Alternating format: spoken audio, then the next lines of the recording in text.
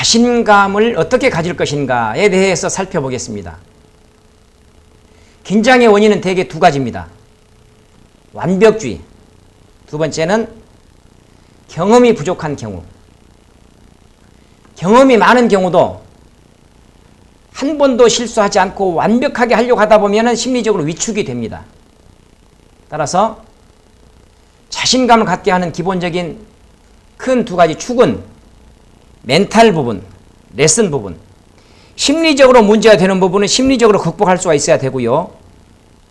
반복 훈련을 통해서 실수하지 않는 방법을 터득하는 게 중요하다, 이렇게 볼 수 있습니다.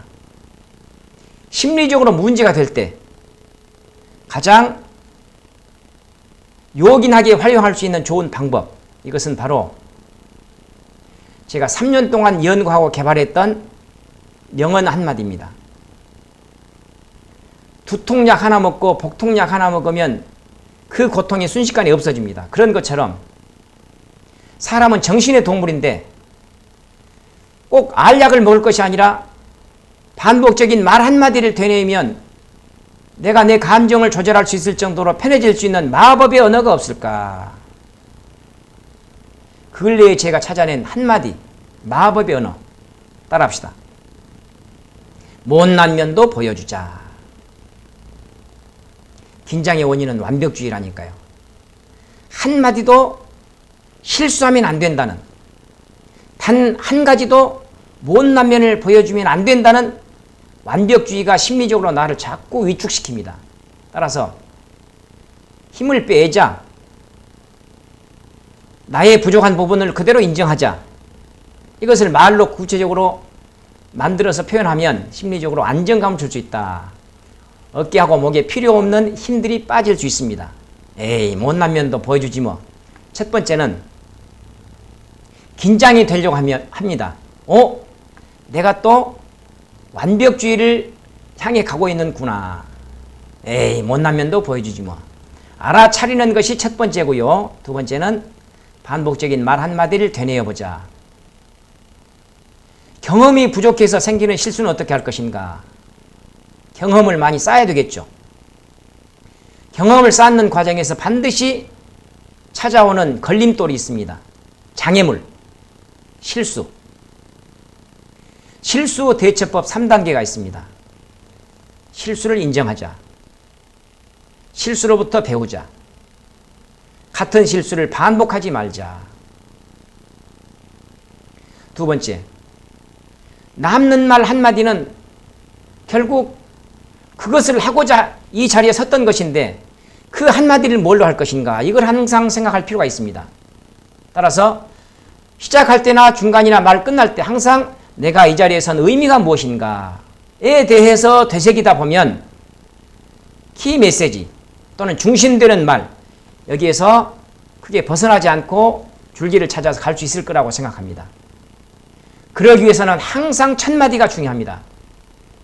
특별한 경우가 아니라면 결론부터 얘기하자. 다음 사례나 근거. 크게 보면은 3단계입니다. 안녕하십니까? 저는 누구입니다.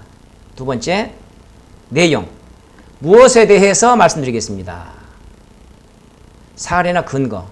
세 번째, 이상 무엇에 대해서 말씀드렸습니다. 감사합니다. 첫인사, 내용, 마무리. 크게 보면 이 세 단계는 놓쳐서는 안 될 큰 줄거리다, 이렇게 볼 수가 있습니다. 또 소통을 위해서 두 가지 반드시 알아둬야 될 사항이 있죠. 말의 속도와 생각 속도의 차이입니다. 나도 모르게 말이 빨라진다든지 버벅거린다든지 말이 꼬인다든지 밋밋하게 얘기를 하게 되는 현상, 말의 속도와 생각 속도의 차이 때문입니다. 1분 동안 말로 표현할 수 있는 낱말의 숫자 150개를 넘어서기 힘듭니다. 근데 생각 속도는 600개 이상의 낱말을 처리해 버리거든요. 1분 동안 600개 이상의 낱말이 내려가 하는데 구륜근을 통해서 표현할 수 있는 낱말의 숫자는 겨우 150개. 병목 현상이 생기는 거죠. 저도 말이 빠른 편입니다. 두 가지에 항상 신경을 씁니다. 한 글자 한 글자 발음을 분명히 하자. 왜? 모든 글자는, 모든 문장은 하나하나의 글자로 이루어졌기 때문입니다. 문장이든 낱말이든 글을 쓸 때도 마찬가지로 한 글자 한 글자 또박또박 써야지 가동력이 좋아지는 것처럼 말할 때도 한 글자 한 글자 발음이 중요하다. 두 번째, 가끔씩 입 닫는 시간을 갖자. 침묵의 시간, 사이두기가 필요하다. 이런 얘기입니다. 왜냐하면 밥은 입으로 먹는 음식이고 말은 귀로 먹는 음식 아니겠습니까? 허겁지겁 밥을 먹다 보면 맛도 모르고 체하기 십상이듯이 상대방이 다다다다 얘기하는 거 부지런히 듣다 보면 들리기는 하지만 무슨 말인지 저장이 안 됩니다. 듣고 나서 하나도 남는 말이 없는 거죠. 의도적인 침묵, 문장과 문장 사이, 문단과 문단 사이, 이때는 반드시 적절한 침묵이 필요하다. 이런 얘기입니다. 두 번째, 하나의 주제를 가지고 집중되어서 들리는 시간이 있습니다. 왜 이게 필요하냐 하면 내가 하는 말을 내가 평가할 수가 없습니다. 100% 상대방이 평가합니다. 따라서 상대방 입장에서 하나의 주제를 들을 때 집중되어 들리는 시간이 있다. 불과 45초입니다. 1분 30초 정도 지나고 나면 지루해지기 시작하고요. 2분 10초가 지나면 말하는 사람도 횡설수설하기 시작한다. 노래 한 곡이 보통 3분 내지 4분입니다. 온갖 리듬, 박자, 좋은 노래말로 구성된 이 좋은 노래조차도 하나의 메시지를 전달하는데 길어야 4분 이내다. 중간에 간주가 있지 않습니까? 내가 하는 말도 마찬가지로 하나의 주제를 전달하는데 너무 긴 시간을 잡을 필요는 없다. 그래서 니콜라스 부스문이라는 교수도 90초 안에 승부하라 라는 유명한 책을 썼습니다. 책 제목이 90초 안에 승부하라. 그렇게 하기 위해서는 어떻게 할 것인가? 단문형이 바람직합니다.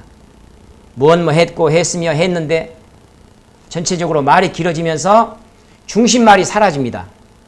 듣고 나서 남는 건 결국 마지막 한마디인데 앞에 무슨 말이 중요한지 전혀 구분이 안 된다는 얘기죠. 단문형으로 가자. 두 번째, 결론부터 얘기를 하자. 그런 다음에 사례나 근거가 바람직하다.